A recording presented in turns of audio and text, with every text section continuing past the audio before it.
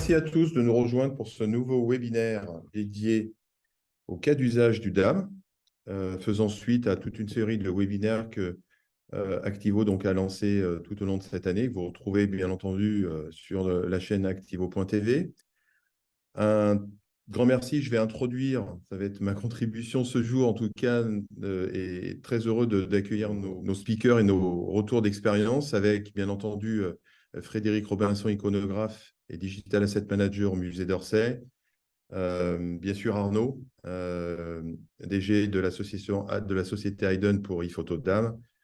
Et puis, donc du coup, je vais pouvoir aussi l'honneur de lancer ma collègue Malika qui va pouvoir vous démarrer ce webinaire avec vous, resituer finalement un petit peu le pourquoi de ce webinaire. Et bien entendu, précision, à tout moment, vous pouvez poser des questions. Nous y répondrons enfin. À un moment donné, on va avoir un petit sondage aussi, on va vous poser une question, enfin deux questions plus précisément. Et puis, bien entendu, à la fin, on aura un petit temps pour échanger. Et bien entendu, tous les gens qui se sont inscrits, vous recevrez un petit email dans la foulée d'ici demain avec le replay du webinaire.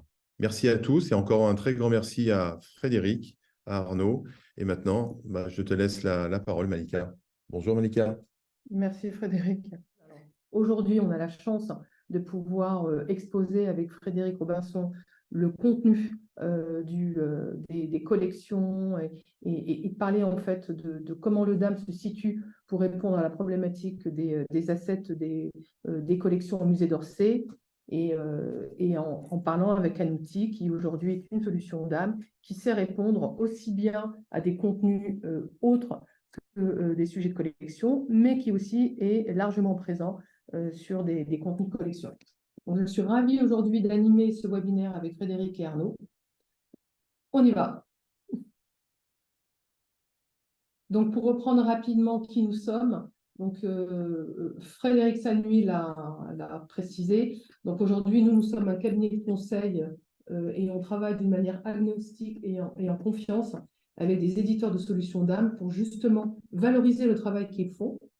Ils le font déjà, mais on rajoute la couche, je dirais, avec notre expertise et notre expérience de plus de 20 ans dans les projets DAM. On travaille aussi bien sur des projets en France ou d'une manière internationale, pour beaucoup avec des entreprises qui ont justement cette visibilité à l'international. Donc aujourd'hui, on accompagne des entreprises pour rechercher et mettre en place une solution DAM qui correspond au mieux à leurs besoins, que ce soit des besoins techniques, fonctionnels et évidemment en retour sur investissement par rapport à leur projet. On travaille avec tout type de secteur d'activité, donc on n'est pas arrêté sur un secteur particulier, en l'occurrence les musées. On travaille avec des administrations, dans le secteur privé, dans le luxe ou la grande distribution et sur différents types de projets DAM.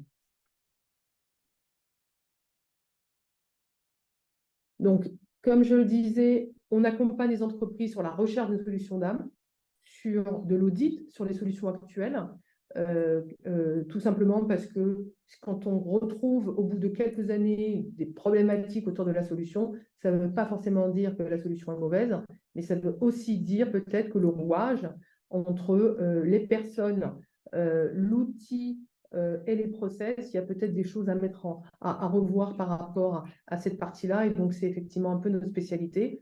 Donc aujourd'hui, quand on parle de solutions DAM, en réalité, on a le DAM et son écosystème. Et quand on parle de son écosystème, on est sur du CMS, sur du PIM, sur des process de validation en amont. Alors, je vais donner la parole à Arnaud qui va se présenter et présenter ePhoto avant d'entrer directement dans le sujet avec Frédéric. Bonjour à tous. Merci pour ce webinaire. Merci à Activo et à Frédéric ce moment partagé. Donc, je suis l'heureux fondateur et dirigeant de la société Hayden, éditeur de la solution ePhoto DAM. La société ePhoto DAM, la société existe depuis 25 ans et elle va fêter ses 25 ans en décembre de cette année. Historiquement, Hayden est une société qui s'est construite à mi-chemin entre le développement logiciel et les arts graphiques, ou je dirais plutôt le développement logiciel pour les arts graphiques. depuis sa création. C'est vraiment sa ligne directrice. Positionnée sur la gestion des médias depuis au moins 20 ans. La solution ePhotoDAM existe en elle-même depuis 17 ans. Et c'est une entreprise qui est en forte croissance, particulièrement depuis 5 ans. La solution ePhotoDAM, c'est aujourd'hui 350 clients dans toute l'Europe francophone, France, Belgique, Suisse, Luxembourg, Monaco. Et on est à 50% de services publics et 50% d'entreprises et grandes marques. Voilà, on a de nombreux ministères, de rencontres, et on a même jusqu'à une filiale en Chine, un bureau commercial.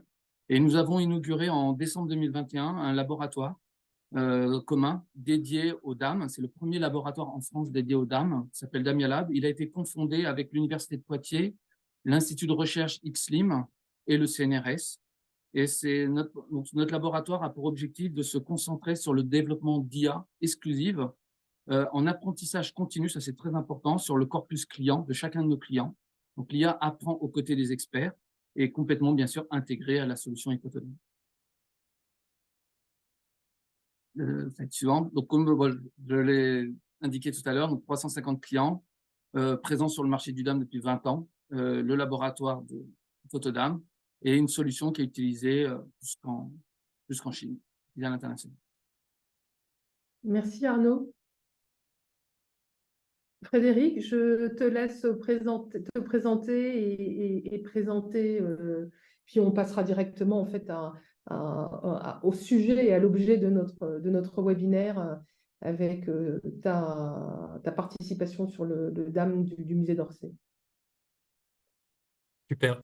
Bonjour à tous, merci de votre invitation. Donc oui, je suis Frédéric Robinson, iconographe au musée d'Orsay depuis maintenant 1 an et demi. Ça fait un peu plus de 10 ans que je travaille en fait dans la gestion de médias numériques. Et puis, comme pour beaucoup dans le milieu, je suis pour l'histoire issu de la formation de l'INA en gestion de patrimoine, comme plus en plus de gens dans le domaine aujourd'hui. Donc oui, j'ai l'honneur de vous présenter aujourd'hui la façon dont on travaille ensemble avec mes équipes donc au service des données patrimoniales et numériques du musée d'Orsay, à la diffusion, enfin à la collecte, à la gestion et à la diffusion des médias qui représentent nos collections patrimoniales au musée d'Orsay. Donc on a 2 questions.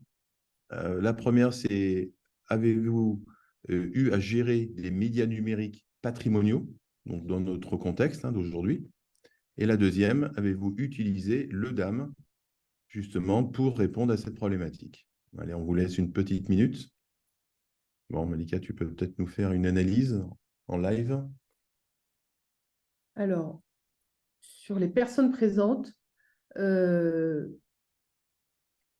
pourcentage, 94% de personnes parmi vous ont eu à gérer des médias numériques dans le cadre du patrimoine alors je dis musée, administration, entreprise, puisqu'en fait on le verra, le patrimoine numérique est présent un peu partout dans nos entreprises. Donc 94% ont eu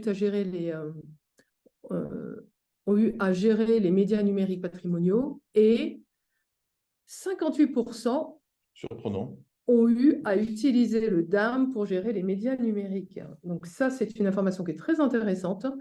On verra tout à l'heure en échange avec Frédéric. Merci beaucoup pour votre participation. Alors, je vais commencer, avant de vous parler des médias numériques, par vous parler bien sûr des collections en tant que telles. Bien sûr, je ne suis ni conservateur ni documentaliste au musée d'Orsay, mais je pense que c'est important de parler des collections pour que vous saisissiez bien on va dire la teneur des objets ou des œuvres d'art que l'on représente au travers des médias numériques présents dans Notre-Dame et qu'on diffuse au travers des différentes plateformes.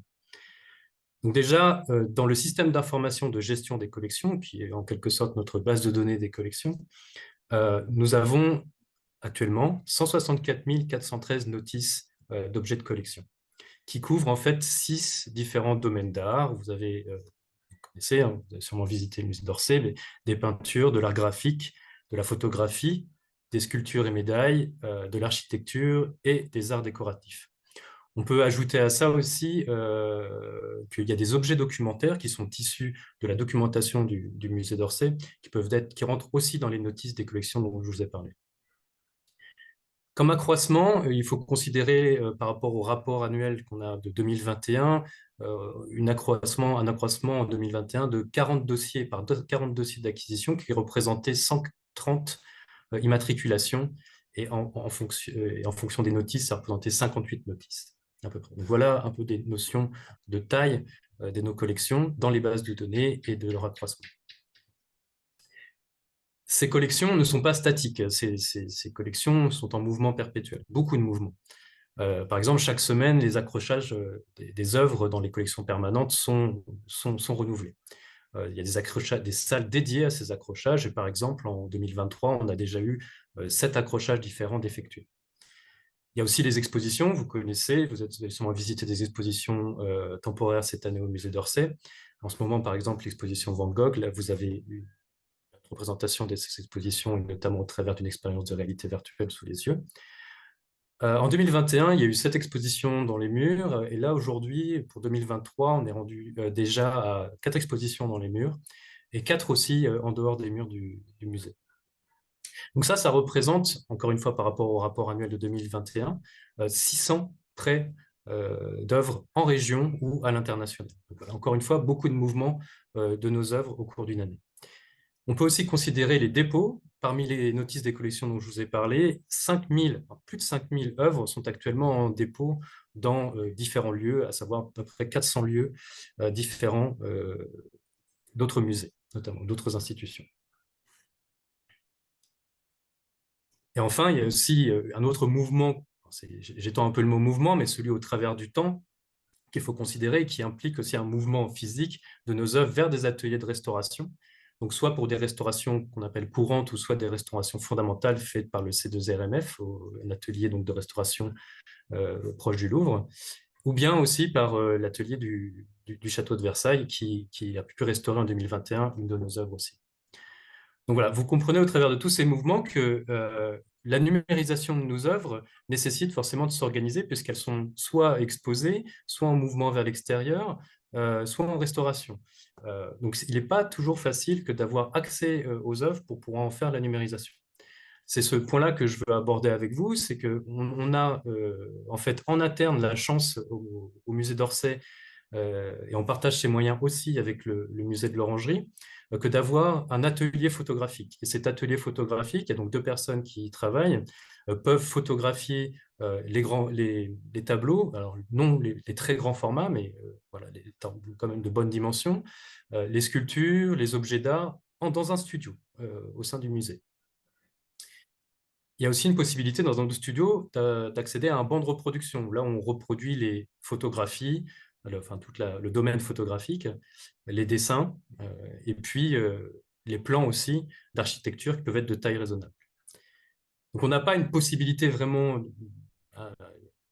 capacité industrielle de production, mais on a une capacité, on va dire, largement suffisante par rapport aux besoins qu'on a en interne et qui vient en plus à laquelle vient se rajouter en plus des campagnes de numérisation faites par la RMN, donc l'agence photo de la RMN, Réunion des musées nationaux, qui est les campagnes qui sont organisées par les documentalistes du musée d'Orsay et les documentalistes de la RMN, afin que l'on prévoit environ une fois tous les 2 mois par domaine des prises de vue. Alors en fonction du domaine, on peut couvrir plus ou moins d'œuvres.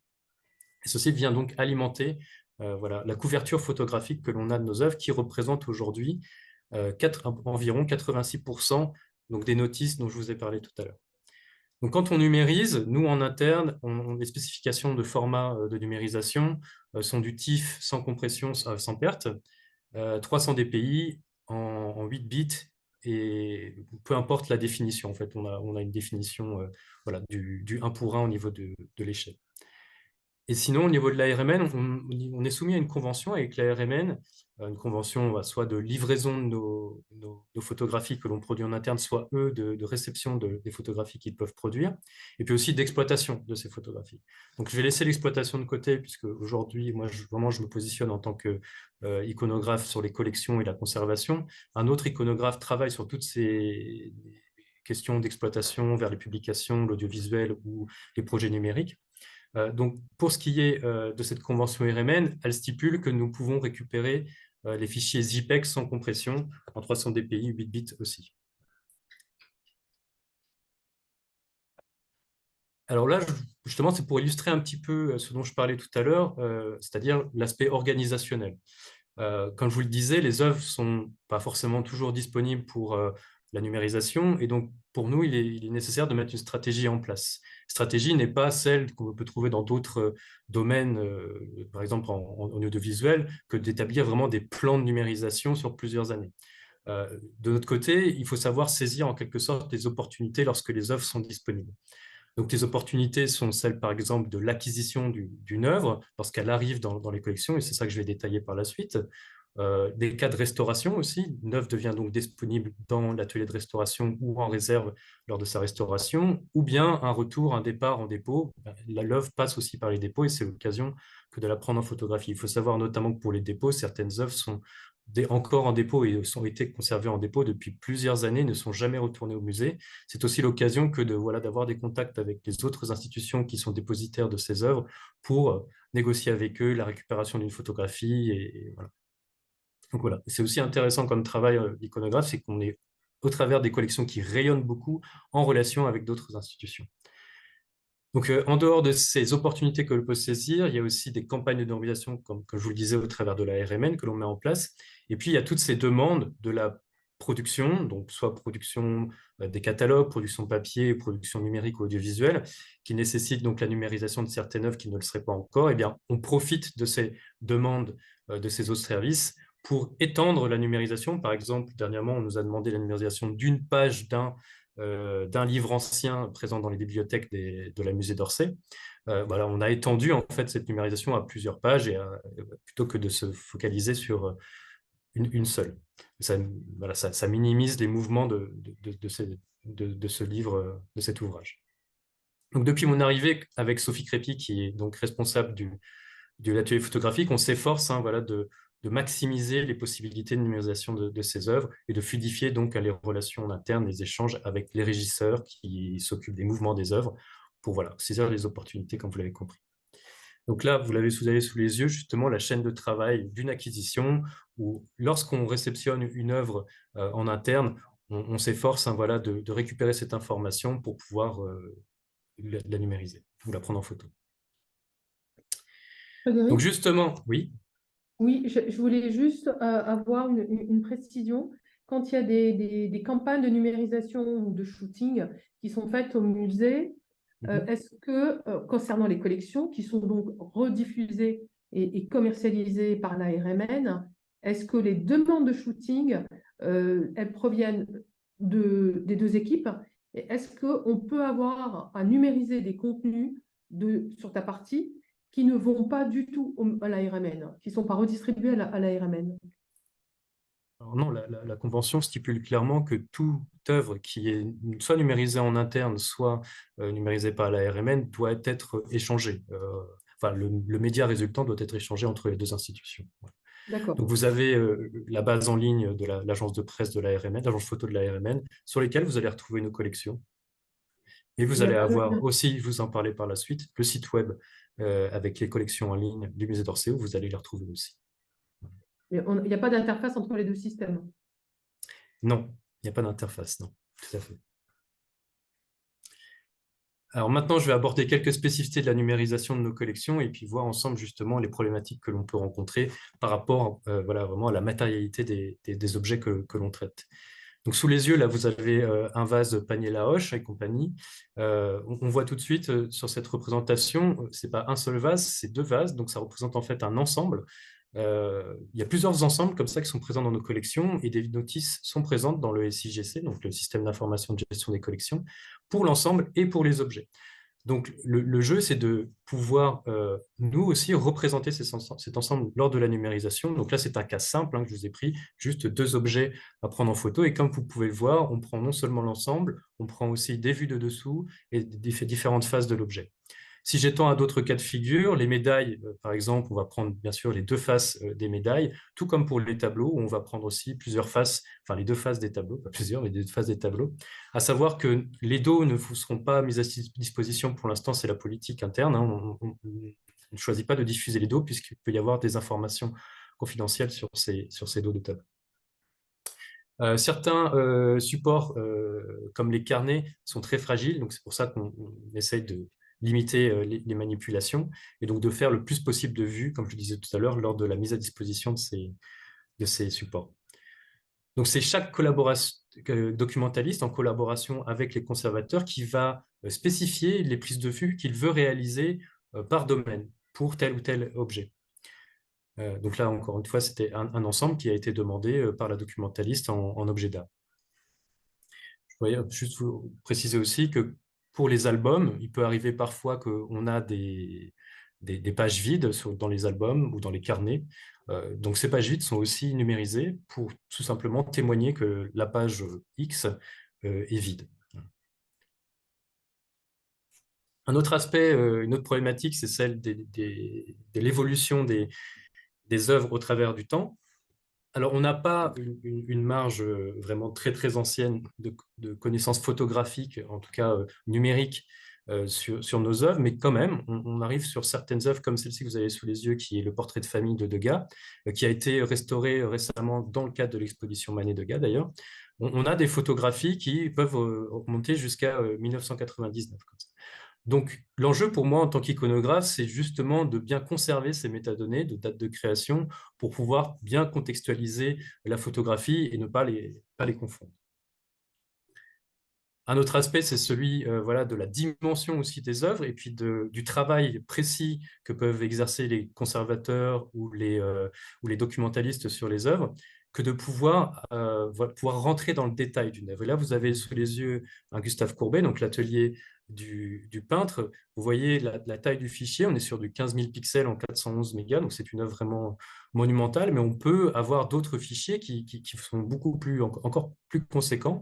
Par exemple, sur une photographie de Claude Monet dans sa maison de Giverny, qui fait une taille de 24 cm sur 18, on est monté jusqu'à 30 000 pixels en 300 dpi pour en faire sa numérisation. Donc l'intéressant sur les peintures, c'est qu'on peut comme ça garder la touche vraiment et la patte de l'artiste dans la numérisation.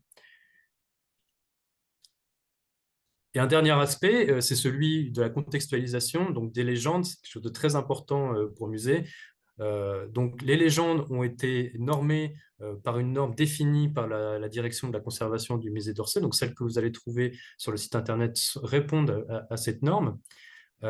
Et donc vous le verrez par la suite, on utilise non seulement le S6EC, mais aussi le DAM pour générer ces légendes. Et on verra vraiment dans le détail à quel point c'est important que d'avoir ces deux briques pour pouvoir valider et conserver la qualité des informations fournies à nos utilisateurs, internautes ou publics.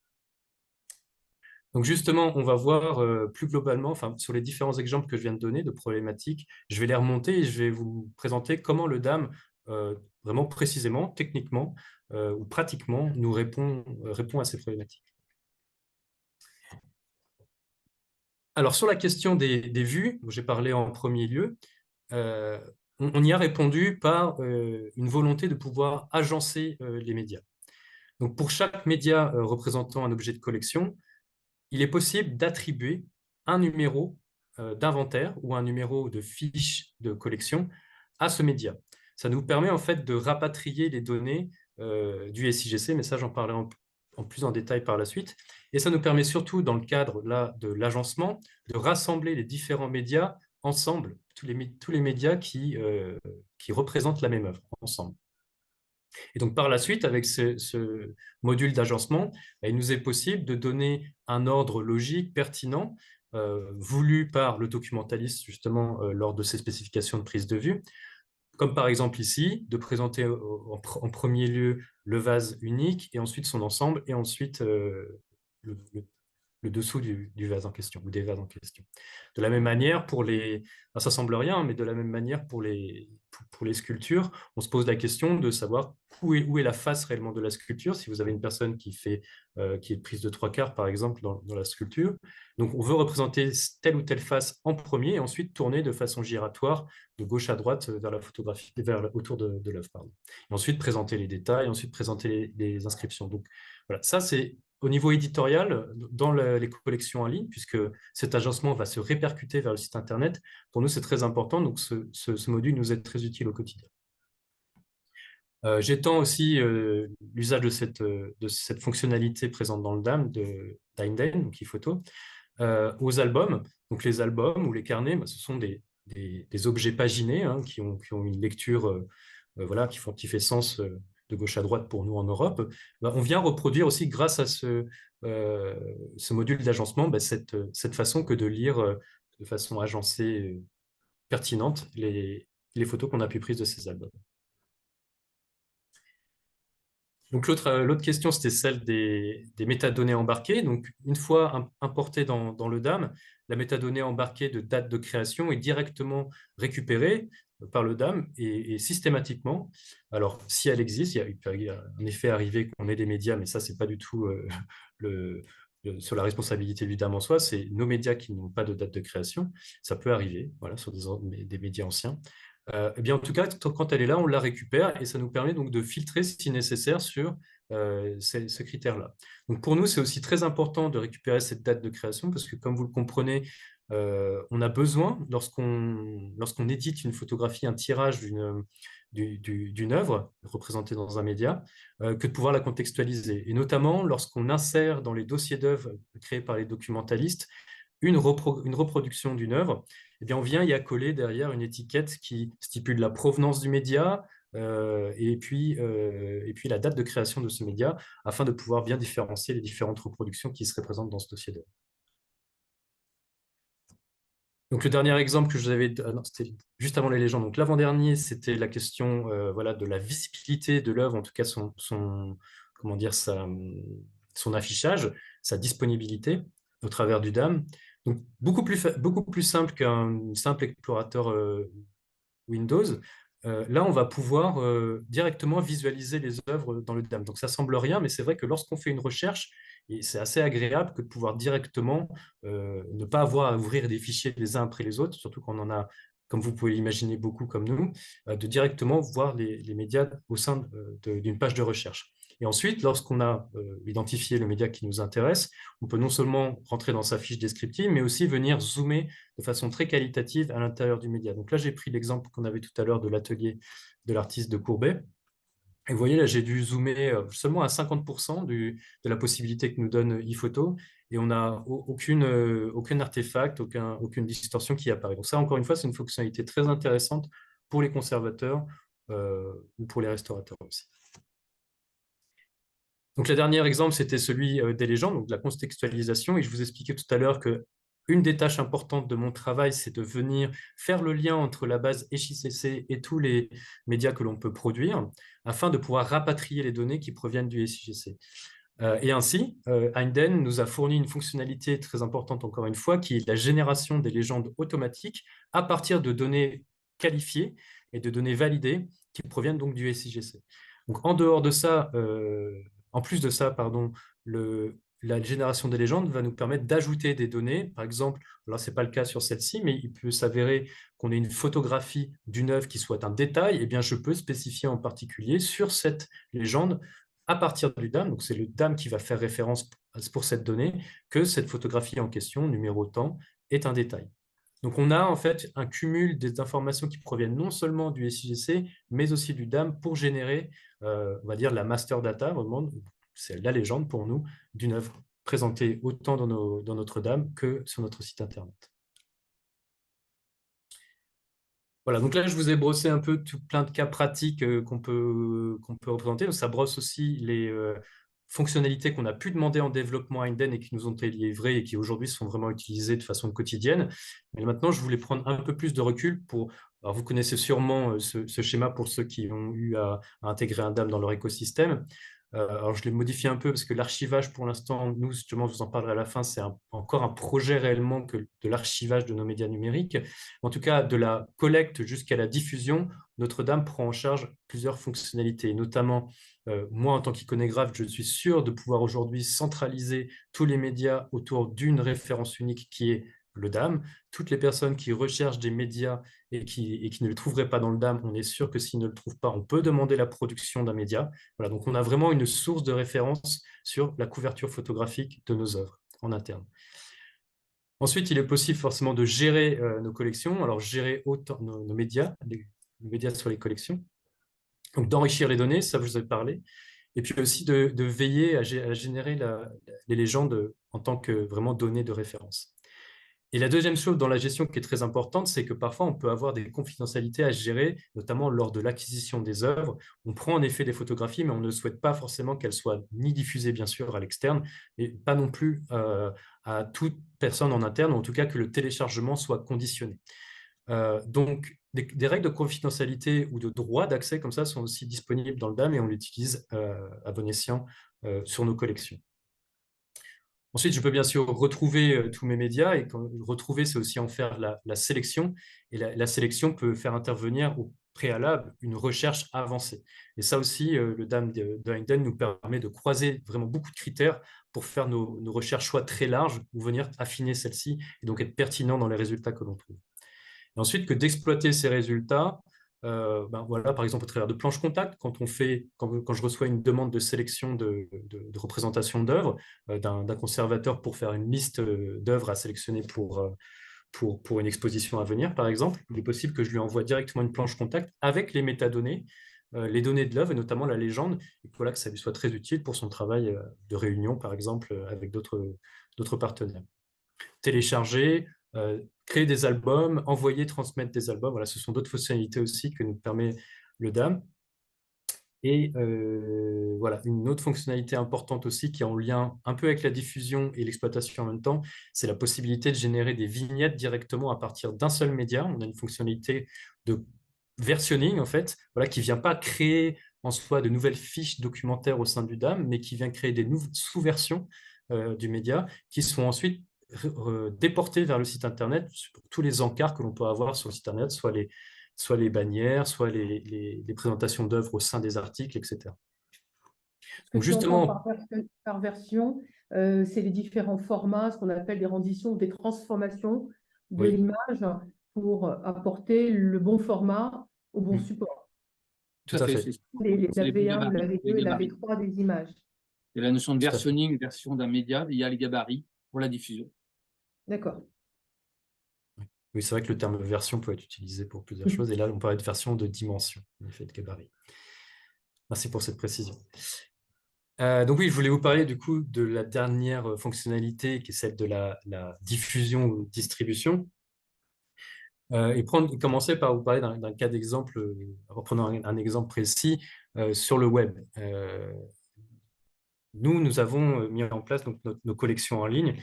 Je vous invite à visiter sur notre site internet du musée d'Orsay.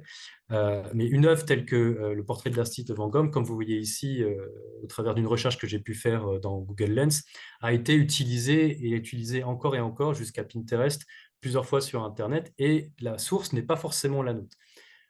Donc cette œuvre a été prise en photo, a été par un touriste ou par un voyageur, par un visiteur, et est diffusée sur Internet. Donc on peut retrouver vraiment beaucoup de diffusion de cette œuvre, mais nous, ce qu'on cherche à faire, c'est vraiment d'avoir une source de référence grâce à nos collections en ligne. Donc tous les médias qui sont diffusés dans les collections en ligne du site du musée d'Orsay sont sous le contrôle de la direction de la conservation du musée d'Orsay. Donc aujourd'hui, il y a même beaucoup de chercheurs qui utilisent ce moteur de recherche et même les agents en interne du musée d'Orsay utilisent ce moteur de recherche. Ce qu'il a d'intéressant, c'est que déjà, oui, vous allez pouvoir voir les différentes représentations d'une œuvre, vous allez pouvoir voir la légende, vous allez pouvoir avoir des commentaires, je vous montrerai par la suite, et les données provenant directement de notre système d'information des collections. Et puis, vous allez pouvoir aussi remonter, si vous le souhaitez, des remarques, des suggestions, des alertes sur la notice des collections pour faire vos remarques ou améliorer la qualité de nos données. Et nous utilisons beaucoup cette possibilité pour améliorer la qualité de nos données. Donc, concernant notre politique de diffusion des visuels sur ces collections en ligne, donc, comme vous l'avez compris, vis-à-vis de la disponibilité de nos œuvres, il peut arriver parfois que nous n'ayons pas de visuels de vraiment très bonne qualité pour toutes les œuvres. Je vous disais, on a une couverture de 86%, puis il y a quelques œuvres sur lesquelles qui ont été en dépôt pendant longtemps notamment, où on a encore du travail à faire pour améliorer la qualité de nos médias. Mais on diffuse quand même ces versions de faible qualité à minima pour donner une représentation de l'œuvre sur le site internet. Mais sinon, lorsque nous avons des représentations de qualité, nous ne diffusons pas celles de moindre qualité. voilà, là, je voulais rentrer justement dans le détail de ce qu'on a dans une fiche de collection en ligne. Donc, je vous disais tout à l'heure, le commentaire ici qui a été rédigé par un conservateur et qui est présent au début de la fiche. Et vous avez des données qui proviennent du système d'information de gestion des collections en dessus, ici. Et puis ensuite, le visuel ainsi que la légende ici représentée. Donc, pour chaque notice que vous allez ouvrir, vous allez retrouver ces blocs-là. Ah, pardon, j'ai sauté un slide. Donc, comment ça se passe? En fait, derrière, le slide est important pour vous montrer justement comment les différentes briques du DAM, dont on parle depuis tout à l'heure, du SIGC et puis du CMS communiquent pour faire en sorte de produire cette page de collection en ligne. Donc, chacun, en fait, ce qu'il faut retenir, c'est quand chacun est responsable des données qu'il conserve et chaque corps de métier, donc les documentalistes d'un côté et les administrateurs du SIGC, sont garants aussi des informations qu'ils vont inscrire dans le SIGC. D'un autre côté, le DAM, lui, sera garant non seulement des médias de référence sur les œuvres, mais aussi des données non plus relatives aux artistes et aux œuvres, comme vous pouvez le voir ici, ou les expositions aussi, mais qui sont encore un autre module. Et le DAM est vraiment garant des données, par exemple, de crédit photographique, ou de données iconographiques telles que je vous disais tout à l'heure, la possibilité que de spécifier une prise de vue en particulier. Une possibilité nous est donnée aussi de diffuser les médias provenant du DAM vers le SIGC pour venir documenter les notices de collection présentes dans le système d'information. Donc cette flèche-là au milieu, c'est peut-être la plus importante et par laquelle j'aurais dû commencer, c'est la remontée des informations de la base des collections vers le DAM. Et c'est ainsi qu'on peut récupérer donc, toutes les informations qui sont présentes dans les légendes et ainsi créer.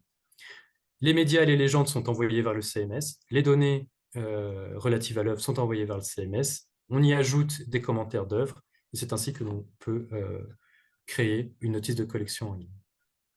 Et sur ta diffusion des URL, est-ce que tu as une approche de SEO pour que justement on puisse plus facilement retrouver les contenus versus les métadonnées? On pourrait regarder ça. En effet, je n'ai pas mis d'exemple dans les slides, mais une URL d'une collection, d'une page de collection en ligne, je reviens au slide précédent, Une image. dont on parle. Elle est vraiment stipulée en premier lieu, bien sûr, le domaine du musée d'Orsay, ensuite en deuxième lieu, collection, et puis ensuite on va avoir le titre de l'œuvre. Donc là, vous pouvez voir portrait de l'artiste qui va apparaître directement dans l'URL de la notice de collection en ligne. Et par derrière, pour des moyens pratiques, nous avons en plus ajouté le numéro de notice que nous avons dans notre base des collections qui nous permet aussi de faire des recherches beaucoup plus simples et de voir la cohérence entre les données provenant du SIGC et la page diffusée en ligne. Ça répond à ta question, Très bien, oui. Frédéric.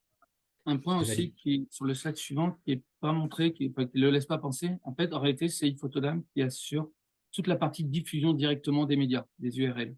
Donc, toutes les couches de cache, nous assurons tout le cache, et notamment ce qu'on appelle le CDN, pour assurer une diffusion rapide partout dans le monde, quand ce soit en Asie, au Moyen-Orient, aux États-Unis ou en Europe, l'accès aux médias est tout aussi rapide.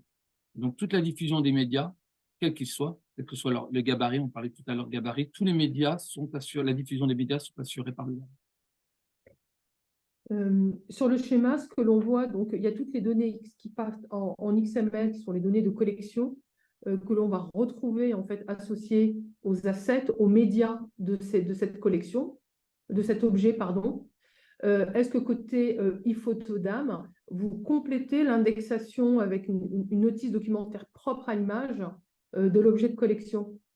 Est-ce qu'il n'y a que les métadonnées qui permettent de retrouver les assets dans iPhoto proviennent de la gestion de collection, mais est-ce qu'il y a des outils supplémentaires? Voilà. Une partie des données, donc via la synchronisation XML, viennent du SIGC, mais je vais laisser Frédéric répondre, mais une partie des champs sont éditables directement, et pour avoir une information qui est propre au visuel, voilà, et qui ne viennent pas forcément du SIGC.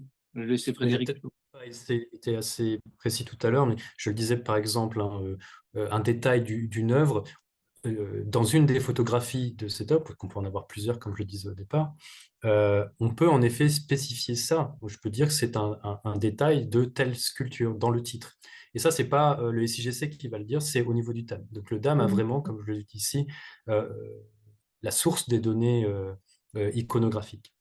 Au-delà de ça, on n'a pas que des médias, bien sûr, qui représentent nos collections dans le DAM. En plus, c'est un peu un tour de main, un tour de force quand même qu'on a réussi à mettre en place avec Einden, c'est qu'on gère notamment des médias, des collections qui ont, on va dire, leur obligeance au niveau de la description qui provient du SIGC justement, qui ont aussi leurs besoins au niveau de description des crédits.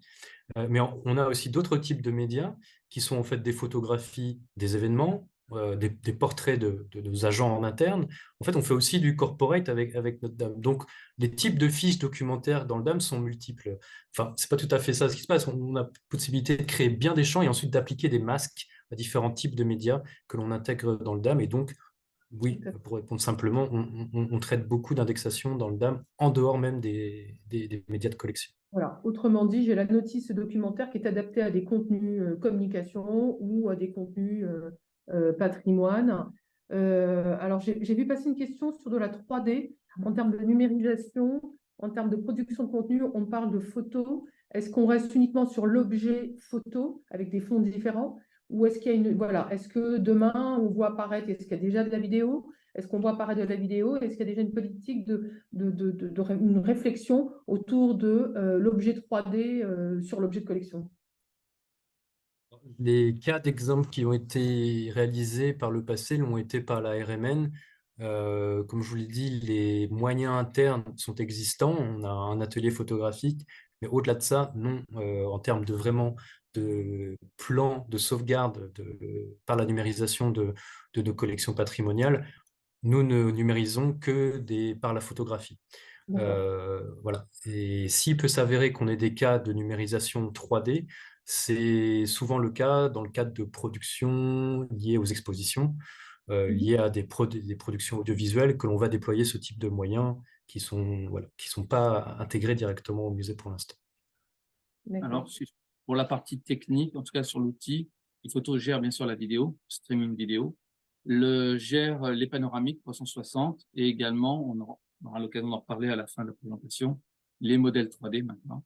Donc, tout ce qui est fichier 3D peuvent être gérés. Donc, le musée d'Orsay pourrait demain, s'il le souhaitait, passer à l'intégration, tout ce qui est visite virtuelle notamment, je pense, mais aussi visualiser les objets en 3D. Merci. Je vais faire un peu mon timekeeper. Je crois qu'il reste une dizaine de minutes si on veut passer à des questions complémentaires.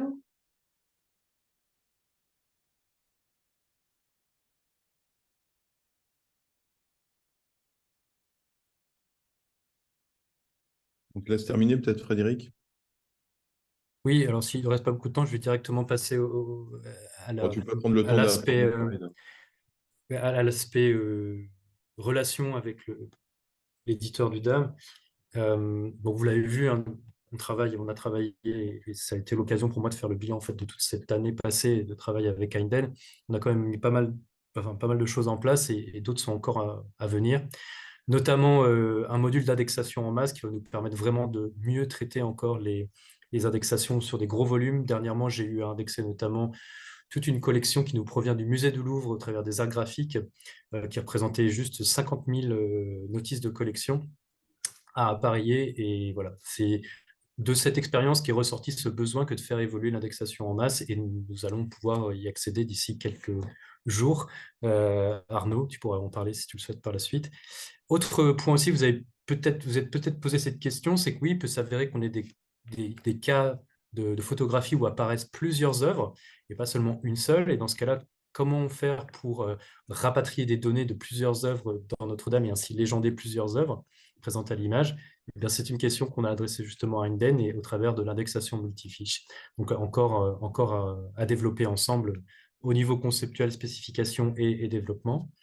Un autre gros projet sur lequel on est, qui est impulsé par mon équipe au service des données patrimoniales du musée et puis aussi par la direction du numérique, c'est que de faire passer notre direction des expositions et notre direction aussi des éditions à l'utilisation non seulement du SICC, mais aussi du DAM. Et donc, dans ce cas-là, vous comprenez, ce sont des directions qui produisent. Hein. Donc, on va avoir besoin dans le DAM d'une gestion de projet. Donc, derrière ça, c'est quand même un projet très stratégique qui est attendu d'ici l'année prochaine et qui fera entrer en ligne de compte un assez gros développement pour Heinden, avec qui on travaille sur les spécifications actuellement. Et puis enfin, une dernière, enfin, tu pourras en parler tout à l'heure, Anno, avant que tu veux intervenir tout de suite, où je finis sur le protocole de diffusion I3N. Donc sûrement la plupart d'entre vous le connaissent ou en ont entendu parler.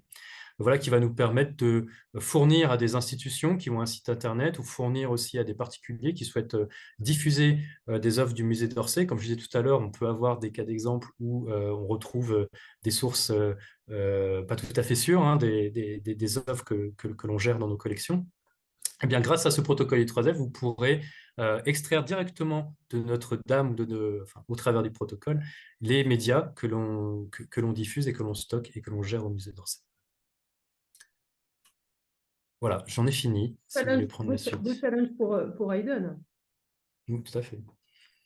Le boulot. Arnaud? Le slide, Frédéric. Ben voilà, ça me permet de rebondir sur tout ce qu'a dit Frédéric. Ben, en 17 ans, la solution Photodame s'est effectivement construite avec ses utilisateurs, des iconographes, des experts, chacun dans leur métier, des documentalistes.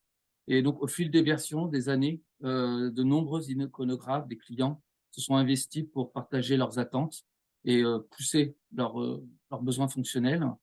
Et voilà, avec plus de 350 clients, comme j'en ai parlé sur l'Europe, nous comptons de nombreux iconographes qui sont très investis, qui qui utilisent le produit au quotidien et pour qui le DAM est important. Et donc, ils s'investissent dans les évolutions des photos DAM, ils se tiennent très informés des prochaines versions, de qu'est-ce qu'on va mettre dans la nouvelle version. Et donc, on essaye de travailler cet aspect communauté avec nos utilisateurs. Donc, Frédéric et le musée d'Orsay fait partie de ces iconographes. Frédéric, iconographe et le musée d'Orsay fait partie de nos clients très investis. Et je tenais à les remercier à travers ce webinaire. Et dans cette démarche, nous organisons le slide suivant. Donc, dans la démarche, voilà, de créer un petit peu des sortes de communautés, les photos d'âme est très, très présente dans le milieu du DAM patrimonial. Et donc, nous organisons un e-photo event, donc le premier lieu l'année dernière en 2022, et un événement qui permet de faciliter la rencontre des utilisateurs, des iconographes entre eux. Et l'équipe et moi-même, nous pouvons annoncer dès aujourd'hui le prochain événement en septembre 2024. Il y aura bien sûr la présentation de la nouvelle version, de grosses annonces fonctionnelles.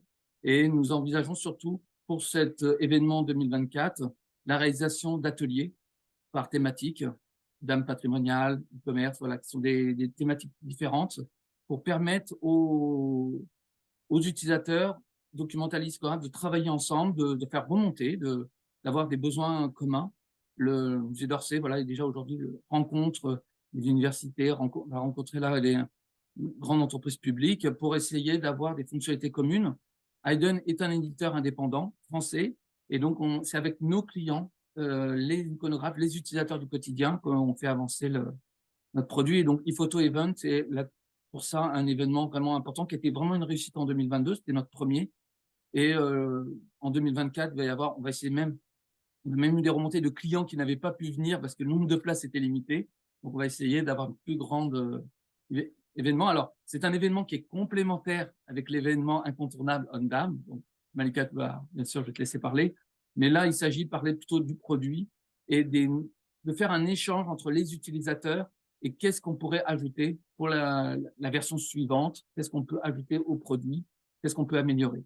Donc, Frédéric a parlé de quelques exemples. On peut effectivement témoigner, nous, de la session de 2022, parce on était effectivement présents et on a pu échanger avec vos clients et puis donner aussi notre position par rapport à tout ça. Et c'était une vraie réussite. Merci. Faut pas nous oublier pour ça. Tout à fait. Et c'est un événement alors c'est un événement produit, hein, qui tourne autour du produit, mais avec des ateliers, je pense que la démarche, en tout cas, c'est de créer une communauté autour du produit pour que, tout simplement, nous, en tant qu'éditeurs, on fasse les bons choix fonctionnels. Et même, on partage quand on réalise des maquettes, on partage les maquettes, on échange avec nos clients et on avance avec les iconographes, les utilisateurs du quotidien. Voilà pour ma part. Je te laisse la main, Maïka. Oui, alors, On va faire vite là. moi, je voudrais juste enchaîner parce qu'effectivement, on va peut-être aussi prendre des questions.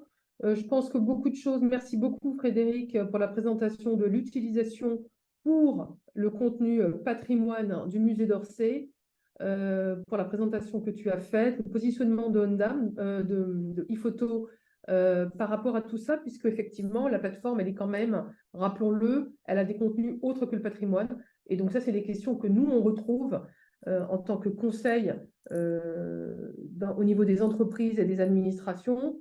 C'est de dire, voilà, les solutions d'âme, il y en a plusieurs, elles ont toutes des positionnements plus ou moins différents, les projets sont différents. Et en fait, tout ce qu'on est en train de dire, c'est l'humain qui est derrière. D'accord? Donc, on a un Frédéric, on a évidemment Arnaud et puis des équipes, et que la réussite d'un projet de ce type-là, c'est avant tout un échange et un travail, un partenariat entre les différents acteurs du projet, et donc l'humain au cœur de ça. Voilà, là on voulait simplement vous présenter, quand on parle d'humain, puisque nous, on se repositionne dans un cabinet de conseil en transformation digitale de manière générale, et en particulier pour les sujets d'âme, c'est comment interroger, interviewer, travailler en collaboration avec les équipes et faire ressortir en fait les besoins et les process qui peuvent fonctionner, parce que c'est facile d'imposer une solution à des utilisateurs, mais faire en sorte que demain, en fait, il y ait une vraie adhésion, une adoption de la solution. Voilà, donc nous, on a vraiment positionné cette notion de design thinking autour des différentes parties des projets d'âme.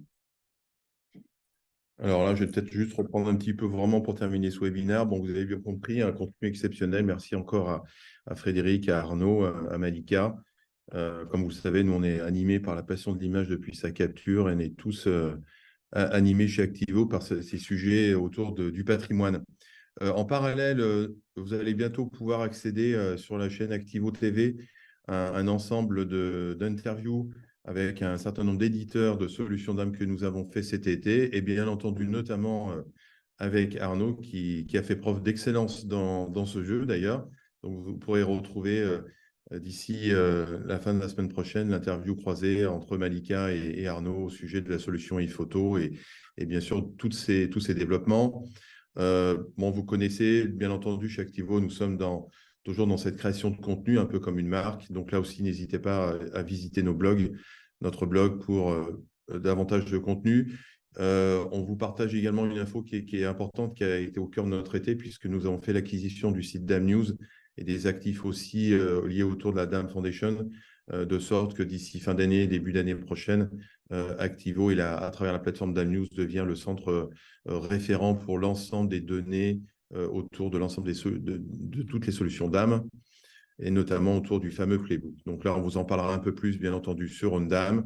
Vous pouvez nous retrouver sur l'application mobile, Android, iOS, sans problème, et l'ensemble des contenus et de nos replays. Et voilà, et bien entendu, on va terminer par tout ce qui va nous réunir à nouveau, tous là, acteurs autour de ce webinaire, à travers la 3e édition de Ondam. Et rapidement, en un mot, Malika, au-delà du changement de lieu. Non, au lieu du changement de lieu, toujours cette envie de partager à nos visiteurs de l'information, de la formation, puisque cette année, on ajoute à nos différentes conférences qui sont techniques, fonctionnelles, technologiques, où l'idée c'est vous intéresser aux dames et à son écosystème en venant à Ondam, vous ressortez, on l'espère, en ayant appris des choses et en ayant rencontré des personnes qui peuvent vous faire grandir dans ce domaine-là ou vous faire avancer dans vos projets. Moi, je voudrais, on a posé, donc il y avait une des questions sur la 3D, j'ai essayé de suivre en même temps, je l'ai transmise à Frédéric. Il y a une question supplémentaire de Maëva qui justement parle de la partie administrative. Alors, j'entends par la partie administrative la gestion peut-être des shootings, de la production des contenus, des assets, si on reste sur les médias.